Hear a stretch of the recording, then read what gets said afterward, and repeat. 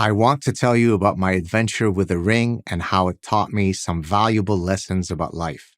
A few years ago, my wife and I spent a day visiting my wife's brother and parents. Her brother lives by a beautiful deep water lake, and her parents live by a river not far away. We had a great time hiking, swimming, and just relaxing. On our way home, we stopped for coffee.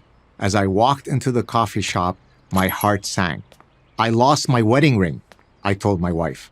I held up my bare finger. Now she was as upset as I was. My wife and I love each other very much, and our wedding bands, each with a personal inscription, symbolize our bond. And now the chances of ever seeing my ring again, given how active we had been, looked exceedingly grim. The easiest thing to do at this point would have been to give up and accept the reality that the ring was lost forever. My wife and I decided otherwise. First lesson: never panic. Stay calm, and in that state of calm, figure out a plan.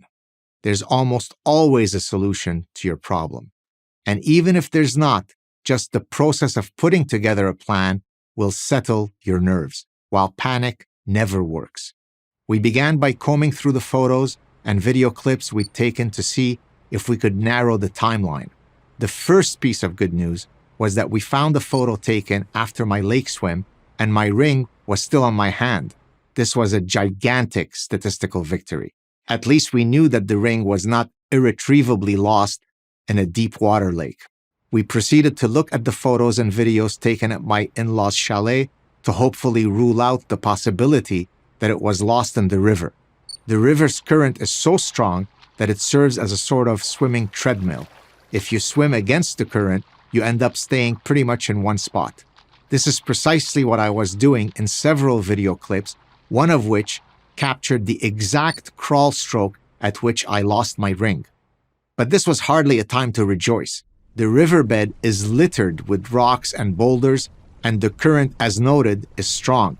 Finding the lost ring remained a nearly impossible task. We resolved to return to the scene of the crime. Prior to doing so, I realized that we needed to answer a crucial hydraulic question. How would a ring of that weight and size behave in the current? We tied a test ring to a piece of string and dropped it into the river. To our relief, the ring rapidly sank at the spot that it was released. It was now quite conceivable that my wedding ring was somewhere within a 5-foot by 5-foot square area. Second lesson: think like a scientist. You don't have to be a scientist to think like one. Employ the scientific method, reason, logic, and evidence-based thinking when navigating through life. All three are always available to us. Our hydraulic experiment allowed us to reduce the search space to a small area.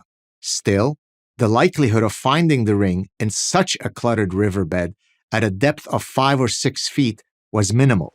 Wearing goggles, I began the arduous process of diving into the water to cover every possible nook and cranny. About 20 minutes into the process, I saw a shiny light coming from a crevice between 2 rocks. I dove to the bottom and, to my utter disbelief, emerged out of the water with my wedding ring in my hand. Third lesson: your spouse is your best resource.